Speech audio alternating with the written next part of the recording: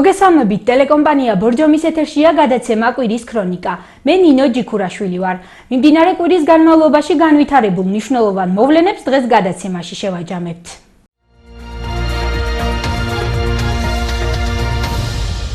გუშინ პრემიერ-მინისტრი სამცხე ჯავახეთს სტუმრობდა. გიორგი კვირიკაშვილი ბორჯომში 5 ვარსკვლავიანი სასტუმროს Crown Plaza ბორჯომის გახსნის ღონისძიებას დაესწრო. ვიზიტის ფარგლებში პრემიერ-მინისტრმა საფარის მონასტერთან მისასვლელი გზის აღდგენითი სამუშაოები დაათვალიერა და მცირე მეწარმეობის ხელშეწყობისა და შეღავათიანი აგროკრედიტის პროგრამის ფარგლებში დაფინანსებულ ბენეფიციარებს შეხვდა. გიორგი კვირიკაშვილმა სახელმწიფო პროგრამა აწარმოეს საქართველოში ფარგლებში დაფინანსებული საამქროები და მეცხოველეობისა და მეფრინველეობის ფერმები მოინახულა. პრემიერ-მინისტრმა ბორჯომში ვიზიტი სოფელ ქვაბისხევიდან დაიწყო.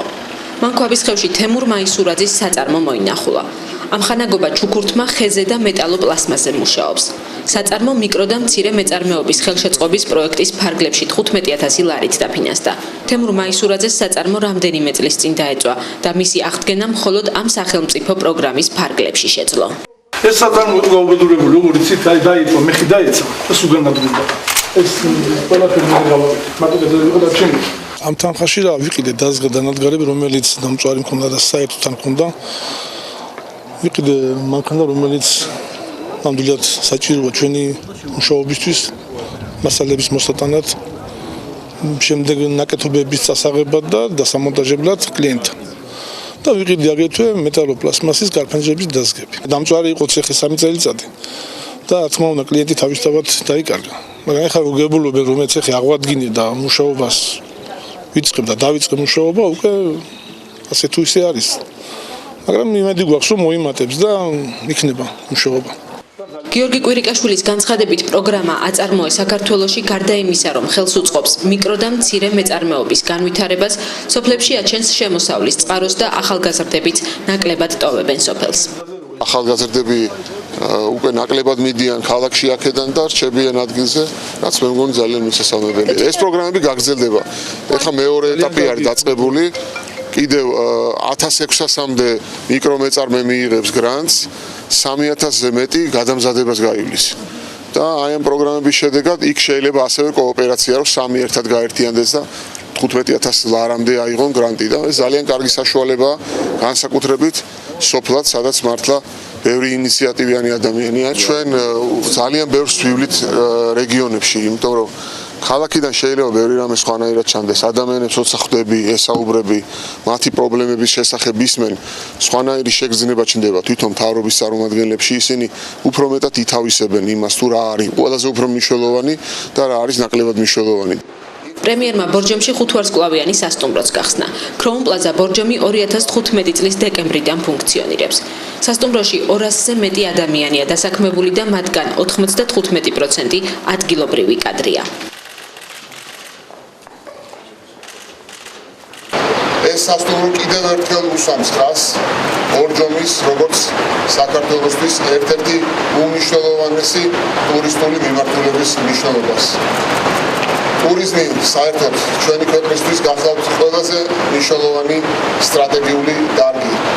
ტურიზმი აგენერირებს ყველაზე მეტ შემოსავალს და ასაქმებს ყველაზე მეტ ადამიანს საქართველოში.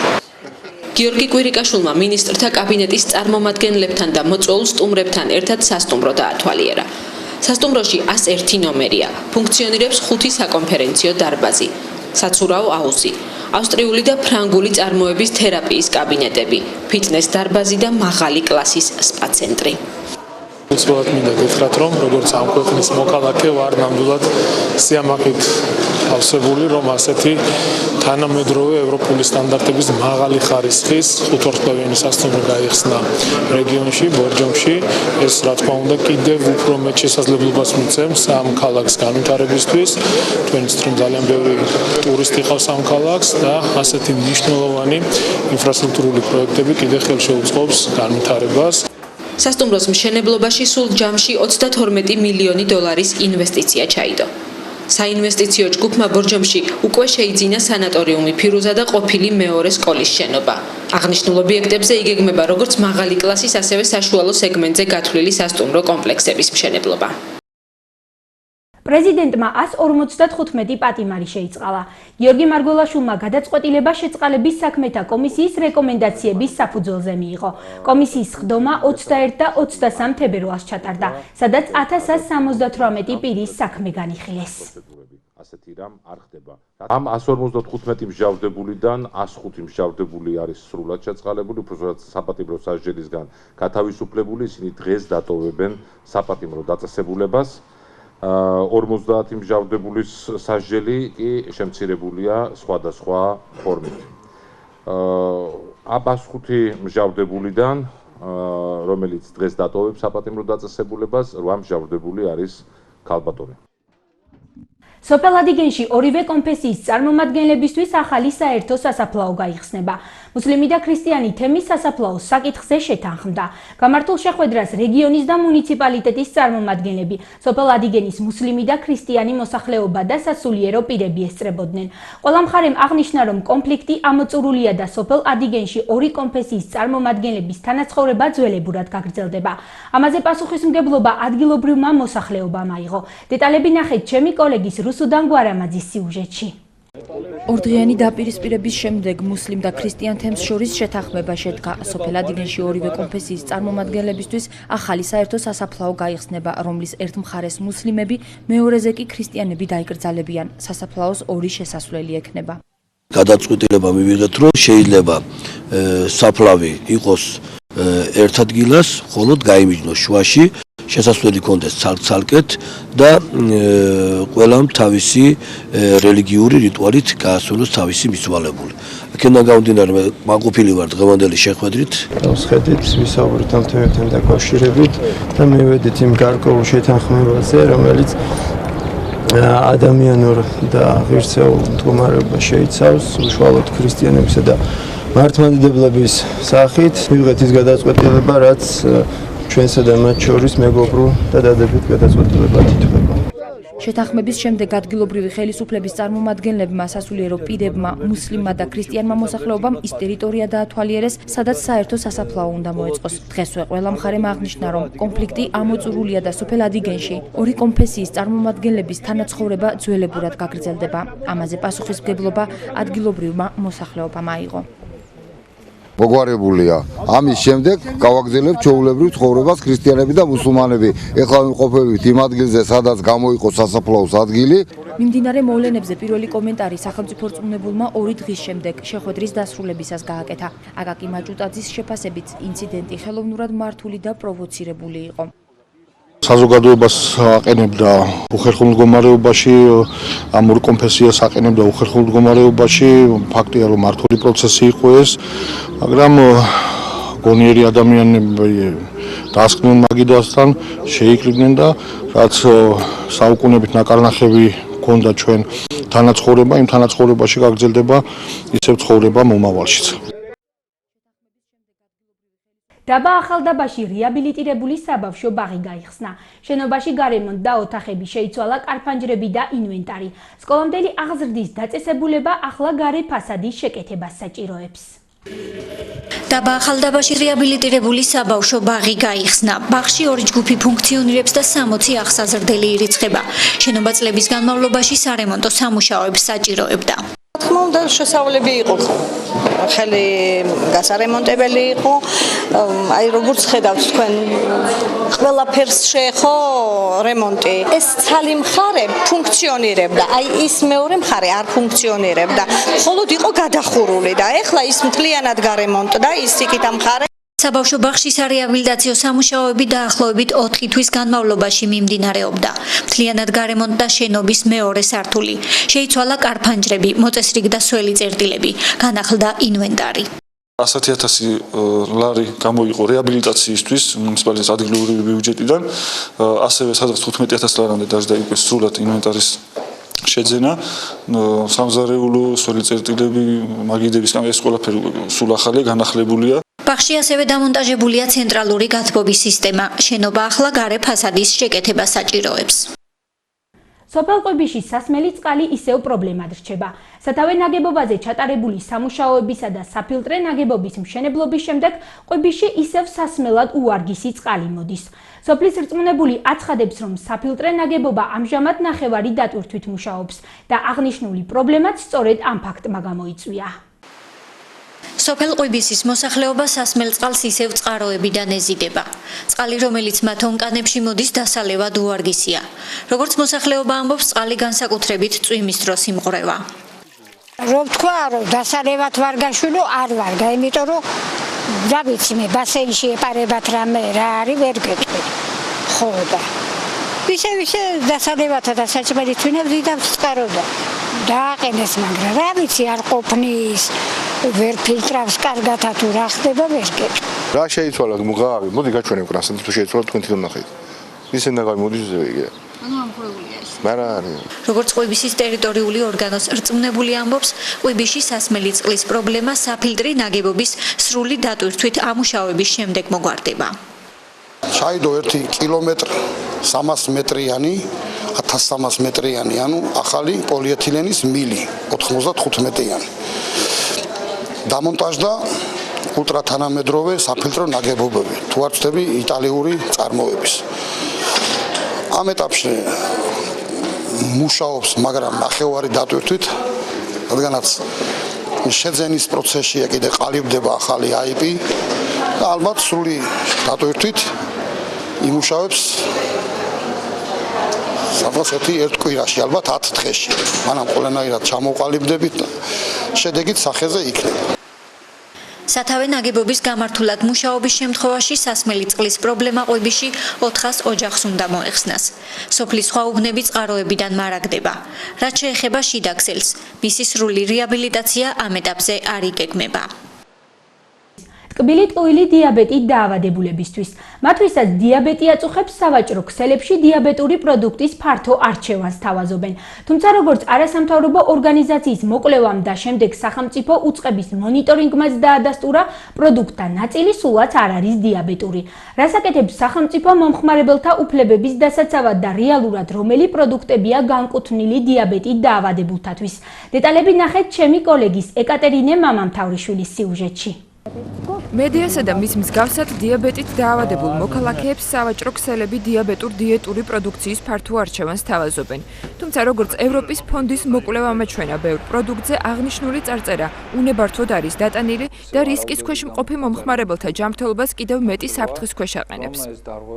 შეიძლება ითქვას, რომ ბოლო დაახლოებით 10 წლის მანძილზე ბაზარზე ისე იყიდებოდა ეს პროდუქცია, რომ არავინ არ ამოწმებდა, მქონდა თუ არა ესეთ ნებართვა აღებული. ჩვენ აღმოვაჩინეთ მხოლოდ ნაწილი ამ პროდუქციის და სხვადასხვა ინფორმაციით, მომხმარებლებისგან მიღებული დაუდასტურებული ინფორმაციით, ასეთ პროდუქცია კიდევ უფრო მეტია.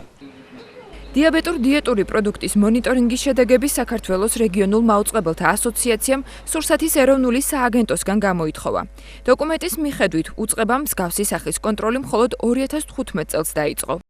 პური, არაალკოჰოლური გაზიანი სასმელი, შოკოლადი, ძეხვეული, საკონდიტრო ნაწარმი. სააგენტოს მოწოდებული სტატისტიკის თანახმად უწყებამ გასულ წელს 13 პროდუქტი შეამოწმა, მათგან 7 წარწერა დიაბეტურ დიეტური კანონდარღვევით ჰქონდა გამოყენებული. ბიზნეს ოპერატორები ეტიკეტირების წესის დარღვევისთვის 400 ლარით დაჯარიმდნენ. იურისტთა ნაწილის შეფასებით ჯარიმა კანონდარღვევის სიმძიმიდან გამომდინარე არაადეკვატურად მცირეა. საქართველოში ბოლო მონაცემებით დიაბეტი 86,000-მდე ადამიანს აქვს. ეს კი დაავადებათა კონტროლის ცენტრის მონაცემებით წინა წლის მაჩვენებელზე 1,3 ჯერ მეტია. ფეხბურთის პოპულარიზაციის მიზნით ბორჯომის ადგილობრივი ბიუჯეტიდან ფეხბურთის განვითარების ფონდში 275,000 ლარი უნდა გადაირიცხოს. გადაწყვეტილება 3 მარტს ბორჯომის საკრებულოს რიგგარეშე სხდომაზე დეპუტატებმა მიიღეს. საქართველოს მთავრობის ბამ გამოსცა დადგენილება, რომელიც მიზნად ისახავს სპორტის ხელშეწყობას, უფრო კონკრეტულად ფეხბურთის კიდევ უფრო მეტად ხელშეწყობას და კიდევ უფრო მეტ პოპულარიზაციას. ამ მიზნით თითოეულ მუნიციპალიტეტს და მათ შორის ბუნებრივია ბორჯომის მუნიციპალიტეტსაც, ასე ვთქვათ, მეთხოვათ, რომ მიეცეს თანხმობა, რომ მიიღოს მონაწილეობა ამ პროცესში და შექმნილ ფონდში გადარიცხოს თანხა. ეს თანხა არ უნდა იყოს იმაზე ნაკლები, რაც ჩვენ ვთქვათ, გასულ წელს ჰქონდა დაფინანსებული ფეხბურთის სპორტის გუნდი. დაახლოებით არის 275,000 ლარის ოდენობის თანხა და ჩვენ მივიღეთ გადაწყვეტილება, საკრებულო მიიღო გადაწყვეტილება, რომ ეს თანხა გადაგვერიცხა ფეხბურთის განვითარების ფონდში და რომელიც მოხმარდება შემდეგ როგორც ადგილობრივ გუნდებს, ასევე სხვა რეგიონის გუნდებს. ეს უკვე მათი გადასაწყვეტია, მათი პოლიტიკა, ეს ფონდი მიიღებს გადაწყვეტილებას რა რაოდენობით და რომელი გუნდები დაფინანსდებიან. ბორჯომის მუნიციპალიტეტში მაღალმთიანი დასახლების სტატუსი 17 სოფელს მიენიჭა. მაღალმთიან სოფლებში მცხოვრები მოსახლეობისათვის კანონით გათვალისწინებული შეღავათების ნაწილი 1 იანვარს უკვე ამოქმედდა. ნაწილის ამოქმედება კი სექტემბერში იგეგმება. კონკრეტულად რა შეღავათებით ისარგებლებენ მაღალმთიან სოფლებში მცხოვრებლები, ნახეთ სიუჟეტში. მაღალმთიანი დასახლების სტატუსი სამცხე-ჯავახეთში 222 დასახლებას მიენიჭა. ნუსხაში ბორჯომი 17 დასახლებით არის წარმოდგენილი. მაღალმთიანი დასახლების ნუსხაში ვერ მოხვდა ბორჯომის მუნიციპალიტეტის რამდენიმე სოფელი. სტატუს მიღმა დარჩენილი ბორჯომის მუნიციპალიტეტის 15 სოფლის ნუსხათან დართული რეკომენდაციებით რეგიონული განვითარებისა და ინფრასტრუქტურის სამინისტროში განმეორებით განსახილველად უკვე გადაიგზავნა. ცნობილია სამინისტროს პოზიციაც. 15 სოფლიდან თქვათ იქიდან მოვიდა პასუხი რომ თქვათ 3 სოფელია გადაგზავნილი საბჭოზე, რადგან ალბათ მიიჩნიეს რომ დასაბუთებული არგუმენტები იყო მხოლოდ ამ 3 სოფელზე. იმასაც დავამატებ რომ რომელი სოფლებია? ეს 3 სოფელია მზეთამზე, საკირე და ტაძრისი და გარდა ამისა გუბერნატორი სახელმწიფო რწმუნებული სამცხე-ჯავახეთის აპირებს მთლიანი რეგიონის მასშტაბით სხვადასხვა სოფლებზე დააყენოს შუამდგომლობა მთავრობის წინაშე და ამ შუამდგომლობაში ბორჯომიდან მოხდება ისევე 3 სოფელი მზეთამზე, საკირე, ტაძრისი და ცემი. რას გულისხმობს კანონი მაღალმთიანი რეგიონების განვითარების შესახებ და კონკრეტულად რა შეღავათებით ისარგებლებს მაღალმთიანი დასახლების სტატუსის მქონე სოფლებში მცხოვრები მოსახლეობა. თემაზე ბორჯომის მუნიციპალიტეტის საკრებულოს დეპუტატი მარინე ნოზაძე ისაუბრებს. ახლა კი ტელეკომპანია ბორჯომის ეთერში რეკლამის დროა. გადაცემაში სტუმართან ერთად რეკლამის შემდეგ დავბრუნდებით.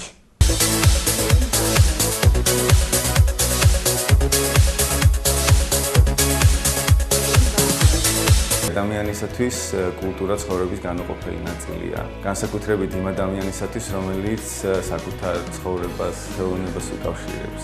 დღესაც ნათლად მახსოვს ხალხი ცავსე დარბაზი და ის ემოცია, რომელიც სცენაზე ჩემს პირველ გამოსვლას ახლდა. ყველაზე მეტად მაინც ქართული სცენა მიყვარს და ძალიან მინდა რომ ქვეყანაში სამუსიკო ხელოვნება კიდევ უფრო განვითარდეს. მე მინდა რომ სტრატეგიის დოკუმენტში ბალეტის განვითარების გეგმაც აისახოს. და რა არის შენთვის კულტურა? გამარჯობა. მინდა მოგიყვეთ პერსონალური მონაცემების დაცვის შესახებ. ბატონო, პერსონალურია ნებისმიერი მონაცემი, რითაც შესაძლებელია თქვენი იდენტიფიცირება. თქვენ გაქვთ უფლება იცოდეთ, ვინ აგროვებს თქვენს მონაცემებს და რა მისლით. თქვენ გაქვთ უფლება მოითხოვოთ არასწორი და მოძველებული მონაცემების გასწორება ან წაშლა. თქვენ გაქვთ უფლება იცოდეთ, სად ინახება თქვენი მონაცემები და რამდენად დაცულია უკანონო გამჟღავნებისგან. 2013 წლიდან საქართველოში პერსონალურ მონაცემთა დაცვის მარეგულირებელი კანონმდებლობის შესრულებას ზედამხედველობს პერსონალურ მონაცემთა დაცვის ინსპექტორი. მოგმართეთ განცხადებით ან კონსულტაციისთვის. მოემზადეთ, ვიწყებთ 3, 2, 1.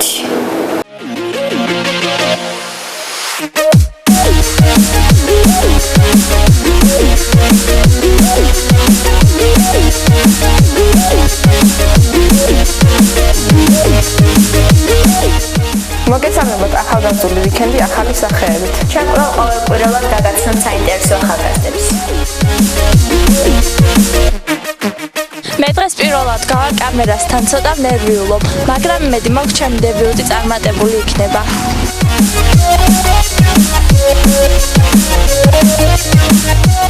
მე კამერასთან მუშაობ, როგორც სტუდიაში, ასევე გარეთ გადაღებებზე. ძალიან მიყვარს ჩემი საქმე და გუნდური მუშაობა.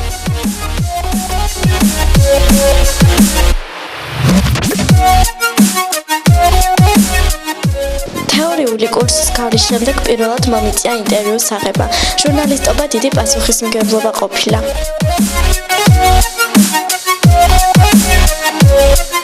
ახალგაზრდული ვიკენდი ახალი შემართებით იწყებს მუშაობას. გაგვიზიარეთ თქვენი მოსაზრებები, იმიტომ რომ ეს ჩვენთვის ძალიან მნიშვნელოვანია.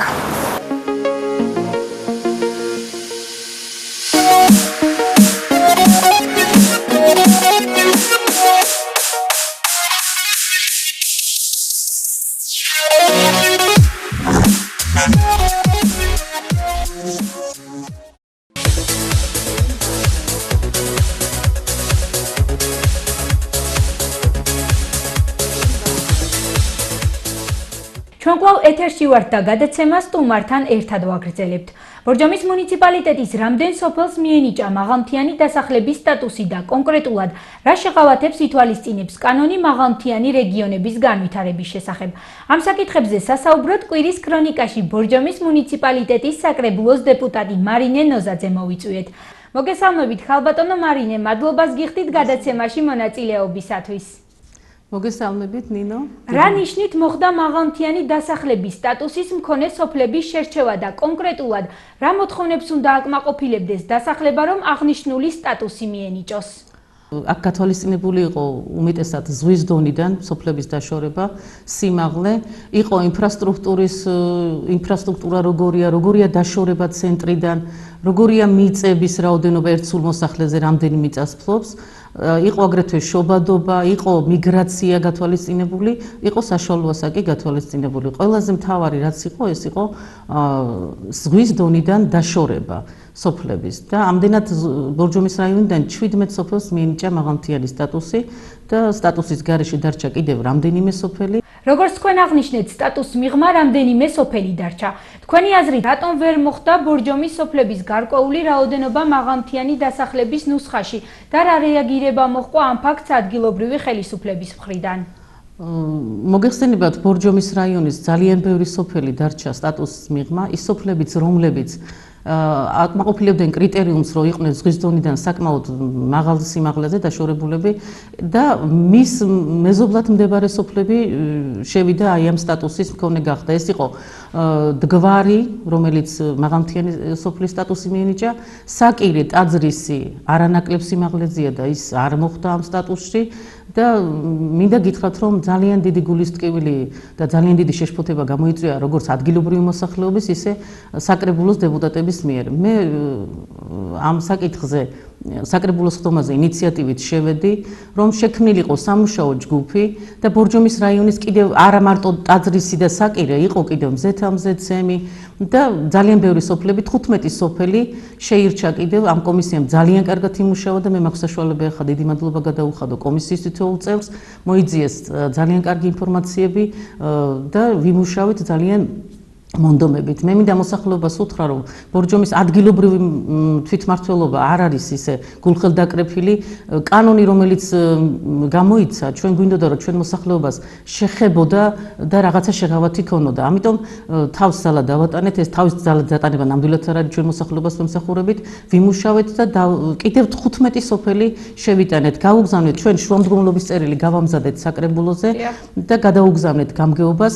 მინდა გითხრათ, რომ გამგეობამ ძალიან ხარი დაგვიჭირა ამ საკითხზე და ძალიან სწრაფი რეაგირება იყო მათ მხრიდან, გადააგზავნეს მოთხოვნის წერილი მთის განვითარების ეროვნულ საბჭოს გადაუგზავნეს, ჩვენი შუამდგომლობა იყო. ნახოთ, 15 სოფელია კიდევ დამატებული და რა პასუხი ჯერჯერობით პასუხი არ არის, მიმდინარეობს ალბათ შესწავლა, ისე ბრმათ ალბათ არ ენდობიან, გათვალისწინებული იყო სხვადასხვა კრიტერიუმები და ყველა სოფელზე ვიფიქრეთ, რომ რაღაცა კრიტერიუმით მოხვედრილიყვნენ აი ამ ნუსხაში. იყო იქ რამდენიმე კრიტერიუმი, ზოგი მიგრაცია, როგორც გითხარით, უკვე საშუალო ასაკი, სოფლის მოსახლეობის, იყო ინფრასტრუქტურა, მიწის და თითოეულ ოჯახზე რა მიწის ფართობი აქვს და თქვენ იცით, რომ ბორჯომის რაიონი ძალიან მცირე მიწიანია. მე თუ მკითხავ ბორჯომის რაიონის მთლიანად უნდა შესულიყო ალბათ მაღალმთიანი სტატუსის მქონე ნუსხაში, მაგრამ რადგან ესე არ მოხდა, ჩვენ მაინც ვცდილობთ, რომ რამდენიმე სოფელი მაინც დაემატოს აი ამ სიას. რამდენიმე სოფლის განხილვა იგეგმება საბჭოზე, რეგიონული განვითარებისა და ინფრასტრუქტურის სამინისტროში. თქვენ რა ინფორმაციას ფლობთ ამ საკითხთან დაკავშირებით? მე რამდენადაც ინფორმაცია მაქვს, ეს არის საკირე, ტაძრისი, ზეთამზე და ცემი.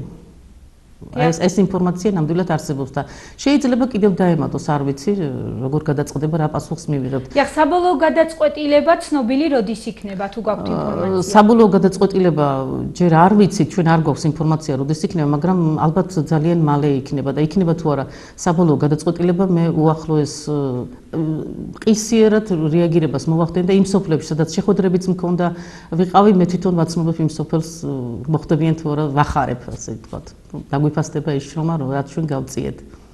მოსახლეობას რომ ვუთხრათ, კონკრეტულად რა სახის შეღავათებს ითვალისწინებს მაღალმთიანი რეგიონების განვითარების შესახებ კანონი.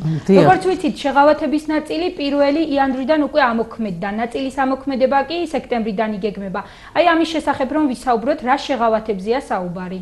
დიახ, შეღავათები პირველ რიგში შეიქმნა კომისიები, რომ ძალიან ისეთი კვალიფიციური კომისია ჩვენ გამგეობაში მუშაობს, რომელიც ითვალისწინებს თუ იურიდიულად, აი თითოეულ მოქალაქეს, რომელ პირს შეეხება მაღალმთიანი მოსახლის სტატუსი, პიროვნება თვითონ რომ მდებარეობს, ცხოვრობს იმ სოფელში. საპენსიო დანამატი იქნება 20%, იმ მასწავლებლებს, რომელიც მაღალმთიან სოფელში მუშაობს, ექნება 35%-იანი დანამატი, ექიმი სოფელში რომელიც იქნება მას კიდევ ორმაგი პენსიის ოდენობა ექნება, ექთანს ექნება ერთი პენსიის ოდენობა დანამატის სახით და იმ მოსწავლეებს, სტუდენტებს, პროფესიულ სასწავლებლის მოსწავლეებს ვაუჩერია გაზრდილი საკმაოდ და მე რამდენადაც ვიცი აგერ კანონი ხელთა მაქვს, არის კიდევ ელექტროენერგიაზე 50%-იანი ანაზღაურება და სოფელში მცხოვრებ მოსახლეობას ექნება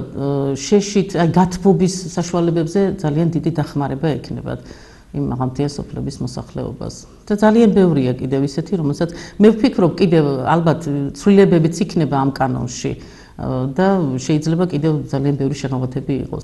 მადლობას გიხდით გადაცემაში მონაწილეობისათვის. შეგახსენებთ, რომ კვირის ქრონიკის კითხვებს ბორჯომის მუნიციპალიტეტის საკრებულოს დეპუტატი მარინე ნოზაძე პასუხებდა. ასეთი იყო მიმდინარე კვირის აქტუალური მოვლენები. შეგახსენებთ, რომ გადაცემის ნახვა შეგიძლიათ ტელეკომპანია ბორჯომის ვებგვერდსა და Facebook-ის გვერდზე. მე მომავალ კვირამდე გემშვიდობებით. გმადლობთ ყურადღებისთვის, ნახვამდის.